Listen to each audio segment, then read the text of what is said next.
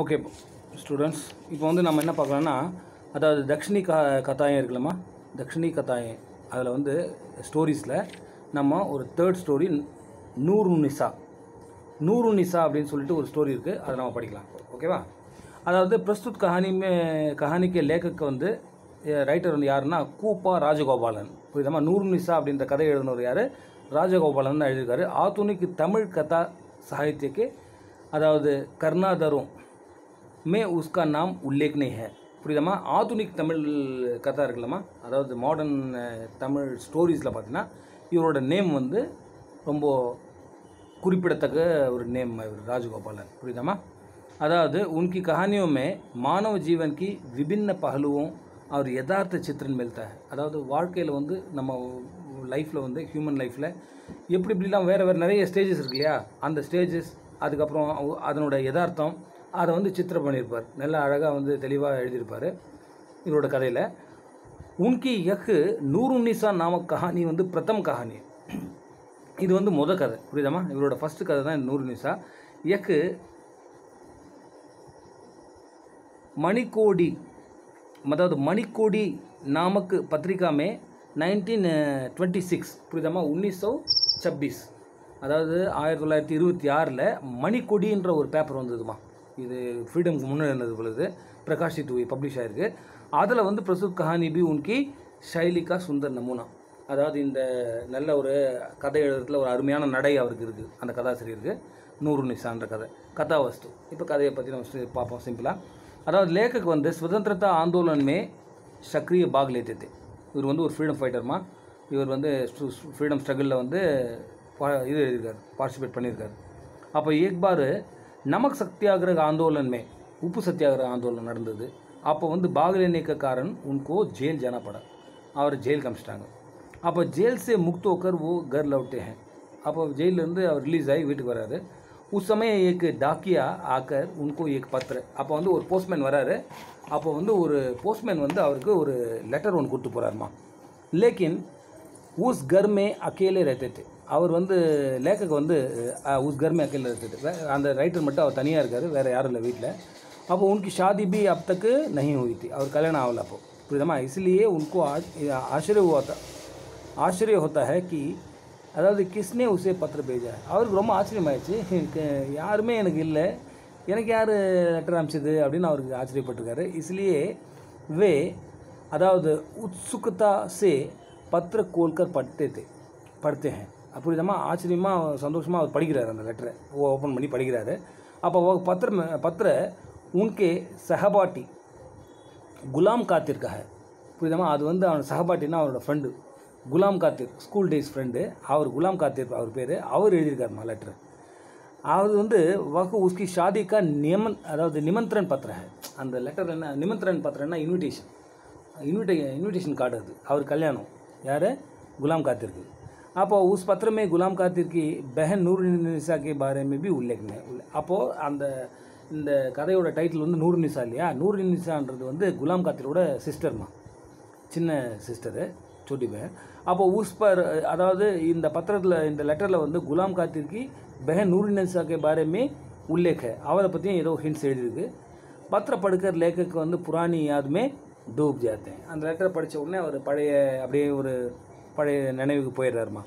அப்போ பச்பன்மே லேखक வந்து திருச்சி में रहते थे.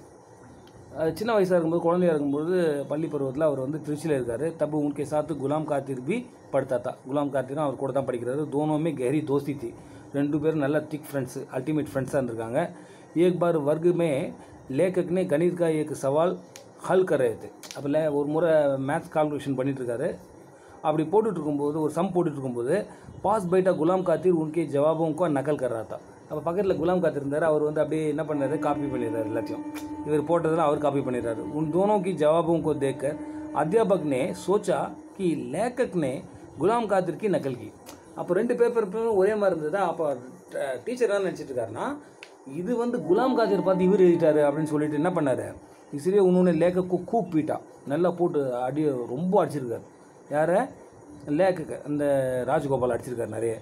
पर लेखक ने सच नहीं बताया. ஆனால் ரைட்டர் வந்து என்ன பண்ணாரு, அந்த உண்மையை வந்து சொல்லவே இல்லை. என் ஃப்ரெண்டு தான் என்னை பார்த்ததுனான்னு சொல்லவே இல்லை. इससे गुलाम कादिर को बड़ा दुख हुआ था. அப்போ ஃப்ரெண்டுக்கு ரொம்ப கஷ்டமாயிடுச்சு, என்னடா இப்படி சொல்லு अड़ी எனக்கு அவர் நான் தான் காப்பி அடிச்சு என்ன அவர் अड़ी வாங்கிட்டாருன்ட்டு. அப்போ बाद में गुलाम कादिर ने लेखक से पूछा कि कसूर तो मेरा है, फिर भी तुमने क्यों मेरी शिकायत नहीं की. தப்பு நான் செஞ்சேன், ஏன் என்னை பற்றி ரிப்போர்ட் பண்ணல, நீ ஏன் அடி வாங்கின. पर लेखक ने जवाब नहीं दिया. அதுக்கு ரைட்டர் ஒன்றும் ஆன்சரே பண்ணல. उसके बाद गुलाम कादिर ने उसको अपने घर ले गया. அப்போ குலாம் காதிர் என்ன பண்ணார், சரி வா வீட்டுக்கு, என் வீட்டுக்கு போகலாம் அப்படின்ட்டு வீட்டுக்கு கூட்டு போகிறாரு. तभी उनका मालूम हुआ था कि वह कितना अमीर है. அப்போ அவங்க வீட்டுக்கு போகும்போது தெரியுது குலாம் காதிர் ரொம்ப பயங்கரமான ரைஸ் ஃபேமிலி, அமீர் ரிச் ஃபேமிலிமா அவர். அப்போ தான் இவருக்கே தெரியும் அது. அப்போ घर में வந்து நூருநிசா நமக்கு ஏக்கு சோட்டி பஹன் பி थी. அப்போ வீட்டுக்கு உள்ளே போனால் நூருநிசான்னு ஒரு சின்ன பொண்ணு வந்து அவனுக்கு தங்கச்சி இருக்குது. லேக்கக்னே உசே बहुत पसंद किया. அந்த பொண்ணு வந்து ரொம்ப பிடிச்சிருக்கு இவருக்கு, அவங்க சிஸ்டர். तब से वे हमेशा उसके घर जाते थे और मिलकर खेलते थे. அதிலேருந்து அவர் எப்போ அங்கே போனாலும் அவங்க எல்லாம் ஒன்றா சேர்ந்து விளையாடிட்டு இருப்பாங்க. इतने में लेखक के पिता का तब्दला हो गया. அப்போ வந்து இந்த ரைட்டர் இருக்கார்லம்மா, அவரோட ஃபாதருக்கு அவர் கவர்மெண்ட் சர்வெண்ட் பண்ணுறது இல்லை ஏதோ சர்வெண்ட்டு. ஸோ அவரோட ட்ரான்ஸ்ஃபர் ஆகிட்டு இருக்குமா, தப்தலான்னா ट्रांसफ़र आइटा उन्हें उसके बाद 12 साल तक उन दोनों में कोई संबंध नहीं था. 12 வருஷம் அவர் ட்ரான்ஸ்ஃபர் ஆகிட்ட பிறகு ஒரு ரிலேஷனும் கிடையாதுமா, அவங்களுக்குள்ள எந்த கம்யூனிகேஷனும் இல்லை, அப்படியே கட் ஆஃப் ஆயிடுச்சு 12 வருஷம். அப்போ शादी के निमंत्रण पत्र से அதாவது लेखक को मालूम हुआ तो गुलाम कादिर डिप्टी कलेक्टर बन गया. அப்போ அந்த இன்விடேஷனில் போட்டிருக்கு गुलाम कादिर வந்து ஒரு डिप्टी कलेक्टर, ஏன்னா இவ்வளோ பெரிய ரேங்க்குக்கு போயிட்டுருக்காரு. அப்போ लेखक ने बड़ी खुशी से उसकी शादी में भाग लेने के लिए मद्रास जाते हैं. சரி திருச்சியிலேருந்து மദ്രാஸ் போகிறார், ஃப்ரெண்டோட கல்யாணத்தில் கட்டாயம் நம்ம வந்து பார்ட்டிசிபேட் பண்ணோம், கலந்துக்கணும்னு சொல்லிட்டு.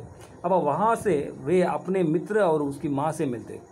போயிட்டு ஃப்ரெண்டை பார்க்குறாரு, அவங்க அம்மாவை பார்க்குறாரு. तब उसकी माँ लेखक से पूछती है क्या तुम्हारी शादी हो गई, இன்னும் உனக்கு கல்யாணம் ஆயிடுச்சா அப்படின்னு கேட்குறாங்க அவங்க அம்மா. पर लेखक ने जवाब देते हैं कि नहीं. அப்போது இவர் சொல்கிறாரு எனக்கு கல்யாணம் ஆகலைன்னு சொல்லிடுறாரு.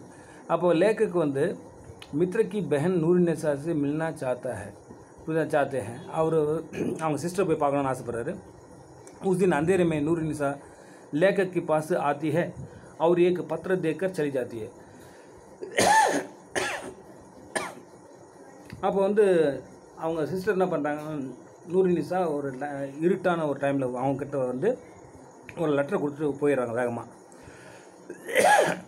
वह उनसे कहती है कि इस पत्र को गांव जाकर पढ़े. அப்போ அவள் சொல்லிட்டு போயிடுறா, இந்த லெட்டரை வந்து நீங்கள் வீட்டுக்கு போய் படிங்க, கிராமத்துக்கு போயிட்டு உங்களோட திருச்சிக்கு போயிட்டு படிங்க அப்படின்னு சொல்லிடுறா. दूसरे दिन लेखक अपना घर लौटते हैं. ரெண்டாவது நாள் வந்து लेखक வந்து அவங்க வீட்டுக்கு போய் திரும்ப வந்துடுறாரு. वहाँ वे नूरुन्निसा की पत्र पढ़ते हैं. அங்கே போய் படிக்கிறாரு. उसमें लिखा है कि वह लेखक को प्यार करती है. அப்போ என்ன எழுதியிருக்கான்னா, நான் வந்து लेखक வந்து உங்களை நான் விரும்புகிறேன் அப்படின்னு எழுதியிருக்கா. लेखक ने अविवाहित जीवन से उसे बड़ी खुशी है. அப்போ இவருக்கு கல்யாணம் ஆகலைன்னு சொல்லிட்டு நூருன்னிசாவுக்கு ரொம்ப சந்தோஷம் அப்படின்னு சொல்லிட்டு எழுதியிருக்கா. दोनों को प्यार पवित्र है. ரெண்டு பேரும் ஒருத்தர் விரும்புகிறாங்க. அது ரெண்டுமே வந்து என்ன, பவித்திரம், புனிதமான ஒரு அன்பு. पर इस जन्म में पति पत्नी नहीं बन सकते. ஆனால் இந்த பிறவியில் அவங்க வந்து கணவன் மனைவி ஆக முடியாது. फिर भी लेखक की याद में जीवन बिताएगी. ஆனால் இந்த பிறவியில் அவங்க ரெண்டு பேரும் கணவன் மனைவி ஆக முடியாது. இருந்தாலும் அந்த அம்மா என்ன பண்ணுறாங்கன்னா, இவரோட யாதுமேனா இவரோட நினைவால் ஜீவன் பித்தாயகின்னா லைஃப்பை வந்து அவங்க அப்படியே ஸ்பெண்ட் பண்ணுவாங்க. பாத்ரா ஒரு சரித்திர சித்திரன், அந்த கேரக்டர் ஸ்கெட்ச்மா. அதாவது प्रस्तुत कहानी में 3 पात्र है, 3 कैरेक्टर இருக்குமா. जैसे लेखक राइटर गुलाम कादिर और नूरुन्निसा, 3 பேர். लेखक में बचपन से ही वो सज्जनता के गुण को पाते हैं. लेखक வந்து சின்ன வயசுலேருந்தே பார்த்தீங்கன்னா ஒரு சஜ்ஜனதாமா, நல்ல மனுஷனாக இருக்காரு. नकल न करने से पर भी अध्यापक से उनको दंड मिला. பார்த்து காப்பி அடிக்கலாம் கூட டீச்சர்கிட்ட இருந்து அவருக்கு பனிஷ்மெண்ட் கிடச்சிது. पर लेखक अपने मित्र के लिए सबके सामने भी अपमान को सह लेते हैं. புரியுதாமா, எல்லாரும் முன்னையும் அவர் வந்து தன்னோட ஃப்ரெண்டுக்காக அந்த அவமானத்தையும் சகிச்சுக்கிறார். यह उनकी सहन शक्ति. இதிலிருந்து அவரோட सहन शक्तिன்னா என்னது, அதாவது என்ன சொல்கிறதுமா, सहन शक्तिனா அவரோட டாலரன்ஸ், எவ்வளோ டாலண்ட்டாக இருக்குன்றது தெரியுது. சஜ்ஜனதா எவ்வளோ நல்லவர்னு தெரியுது. உதாரணம் புரியுதாமா, இது நல்ல ஒரு எக்ஸாம்பிள். உண்மை திருடு அதாவது மனோபல் भी है. दृढ़ मनोबल என்னது ஸ்ட்ராங் ஒரு மனோபல் இருக்குல்லம்மா कॉन्फिडेंटா இருக்காருமா इसलिए राष्ट्रीय आंदोलन में वो भाग लेकर जेल की सजा को भी स्वीकार कर लेते हैं புரியுதம்மா ராஷ்ட்ரிய வந்து நாடு சுதந்திரம் அடையணும் அப்படின்னு சொல்லிட்டு அந்த நமக்கு சத்தியாகிரகத்தில் அவர் பார்ட்டிசிபேட் பண்ணிவிட்டு ஜெயிலுக்கும் போயிட்டு வந்துட்டார் புரியுதம்மா ரெவல்யூஷனரியாக வந்திருக்காரு புரியுதம்மா அவர் பனிஷ்மெண்ட்டையும் அனுபவிச்சிருக்காரு அப்போது மித்ருக்கா அந்த பத்திர பார்க்கர் ஷாதிமே பாக் लेते ஃப்ரெண்டோட அந்த லெட்டர் கிடச்ச உடனே இன்விடேஷன் கிடச்ச உடனே அவருக்கு போயிட்டு கல்யாணத்தையும் அட்டன் பண்ணுறாரு உதர் நூறு मिलने को प्रयास करते हैं नूरी साहब பார்க்கணும்னு ஆசைப்படுறாரு वे स्वभाव से शर्मीले हैं ஆனால் அவர் ரொம்ப ஷை டைப்பு इसलिए ऐसे स्वभाव उनको रोक देता है புரியுதமா ஆனால் அந்த ஷை டைப்பாக இருக்கிறதால அவர் போயிட்டு அவராக போய் பார்க்கல அப்படியே அதையும் நிறுத்திக்கிறார் आखिर नूर निसा ने दिए गए पत्र को वे घर जाकर पढ़ते हैं அவளே வந்து வாலண்டியராக ஒரு புக் லெட்டர் கொடுத்துட்டு போகிறா அதையும் வீட்டில் கொண்டு போய் படிக்கிறார் அவர் சொன்ன மாதிரி அப்போ इससे हम उनके कोमल स्वभाव का परिचय मिलते हैं இருந்தால் அவர் எவ்வளோ ரொம்ப சாஃப்டானவர் அப்படின்றதும் தெரியுது புரியுதுமா அவரோட சுபாவம் வந்து எவ்வளோ சாஃப்டாக இருக்குது கோமல் சுபாவ் அப்போ நூறு நிசாக்கா அதாவது பாத்திரம் வந்து கோமல் சுபாவுக்கா சச்சா சித்திரன் அவங்களும் ரொம்ப ஒரு சாஃப்ட்டு கேரக்டர்மா छोटी उम्र में लेखक के साथ खेलने के कारण वह उनके பாருமா அதாவது சின்ன வயசில் வந்து அவங்க என்ன பண்ணுறாங்கன்னா அதாவது அவங்க ஃப்ரெண்டு கூட இதெல்லாம் ஒன்றா சேர்ந்து விளையாடுறாங்க உनको गुण से परिचित है புரியுதாமா குணம் சே பரிச்சயத்தைனா இவர் கூட சின்ன வயசுலேயே விளையாடுனதால இவரோட என்னென்ன இவரோட கேரக்டர் அப்படின்றது அவங்களுக்கு தெரியும் நல்லா इसलिए वह उसके आकर्षित होती है அதனால் அவர் மேலே இந்த மாதிரி ரொம்ப அட்ராக்ட் ஆகிருக்காங்க बीच में उन दोनों का संबंध வந்து छूटने पर भी प्यार नहीं छूटता அதாவது இதில் ஒரு 12 வருஷம் அவங்க பிரிஞ்சிடறாங்க இருந்தாலும் அவர் மேலே வச்சுக்கிற அன்பு வந்து அந்த அம்மாவுக்கு மாறவே இல்லை உஸ்மே கமி பி நஹி ஆத்தி அவரோட அது வந்து கொஞ்சம் கூட ரெடியூஸ் ஆகலை ஜிசே யக் சித்த होता है कि சச்சா பிரேம் ஸ்தாயி होता அதாவது எப்பவுமே அந்த ட்ரூ லவ் இருக்குல்ல ரியல் லவ் அது வந்து பர்மனெண்ட் அப்படின்னு சொல்லிட்டு சொல்கிறாங்க அப்போ குலாம் காத்திர்கா பாத்திர பி கம் அதாவது ஸ்வபாவிக் நஹி அது இந்த குலாம் காத்திரோட கேரக்டரும் நல்ல கேரக்டர்மா அது வந்து எதுக்கும் குறைஞ்ச கேரக்டர் கிடையாது அதாவது किए गए कसूर को अपने को बचाने का कारण लेखक से उसे दोस्ती पक्की हो जाती है அதாவது தான் வந்து தன்னை வந்து தான் தான் காப்பி அடித்தோம் ஃப்ரெண்டு அடி வாங்கிட்டாரு அப்படின்ற இதில் அந்த ஃபீலிங்கில் வந்து அவரோட ரொம்ப ஃப்ரெண்ட்ஷிப் வந்து கேரா ஃப்ரெண்ட்ஷிப் ஆகிட்டு அவங்க 2 பேருக்கும் ரொம்ப அல்டிமேட் ஃப்ரெண்ட்ஸ் ஆகிடுறாங்க कई साल बीतने पर भी वो सच्ची मित्रता அதாவது அதை வந்து என்ன பண்ணுறது தாஜா ரத்தி புரியுதாம்மா அந்த அதை எவ்வளோ 12 வருஷம் அவங்க பிரிஞ்சிடுறாங்க இருந்தாலும் அந்த சச்சி மித்திரத்தா இருக்குல்ல உண்மையான அந்த நட்பு அது வந்து தாஜானா இன்னும் ஃப்ரெஷ்ஷாக இருக்குது அவர் மனசுலேயே என்ன ஃப்ரெண்டுக்கு இன்விடேஷன் அனுப்புகிறார்ல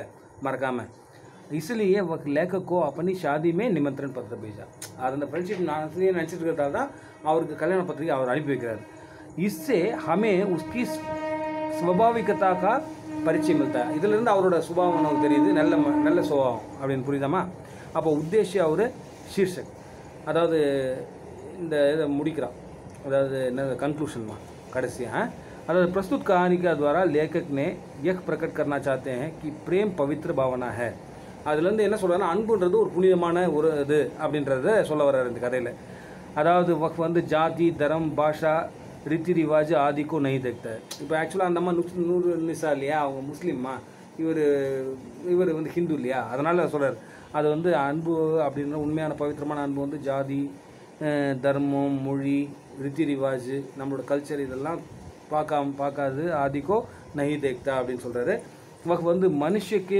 मूल में अदावद सदा एक सा रहता है मनुष्य का मूल में सदा एक सा रहता है புரியுதா ஒரே மாதிரி மனுஷனோட அந்த மூல் வந்து அதாவது மனிதன் வந்து ஒரே மாதிரி தான் எல்லாம் ஆல் ஆர் ஒன் அப்படின்ற மாதிரி சொல்கிறாரு लेकिन नूर निसा के द्वारा इस तथ्य को प्रकट करते हैं அது லேखक வந்து நூறு நிசா மூலியமாக இதை வந்து என்னது இந்த விஷயத்தை வந்து பிரகட் करना சொல்கிறாரு इसलिए उद्देश्य और शीर्षक की अदावद उपयुक्तता सिद्ध हो जाती है புரியுதாமா அது வந்து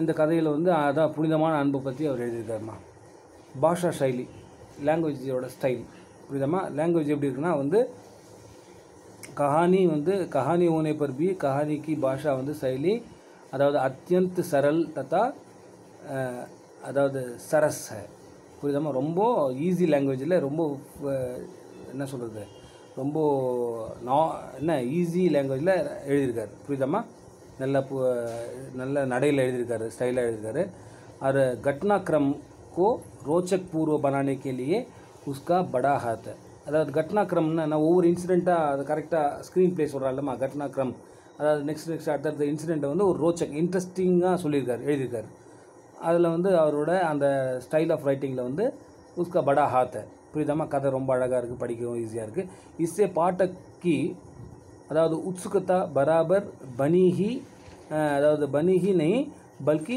படுத்தி ஜாத்தி அப்போ வந்து பாட்டக்கு இருக்காங்கல்ல படிக்கிறவங்க அந்த யாரெல்லாம் படிக்கிறாங்களோ அவங்களுக்கு வந்து அந்த இன்ட்ரெஸ்ட் எப்பவுமே ஒரே ஈவனாக இருக்கும் அதே சமயத்தில் இன்னும் இன்ட்ரெஸ்டாக அதிகமாகிட்டே இருக்கும் அப்படின்றார் இசிமே வந்து கஹானிக்கார் கா சஃபல்தா நிஹித் இது வந்து ஒரு success of part of the story writer புரியுதாமா இது வந்து அந்த கஹானிக்காரோட சஃபல்தாக்கா நிஹித் அப்படின்னு சொல்கிறார் புரியுதாமா இதுதான் கதை முடியுது ஓகேவா இன்னொரு லெசன் இருக்குது இன்னொரு ஸ்டோரி இருக்குது கைதி ஓகே தன்யவாத்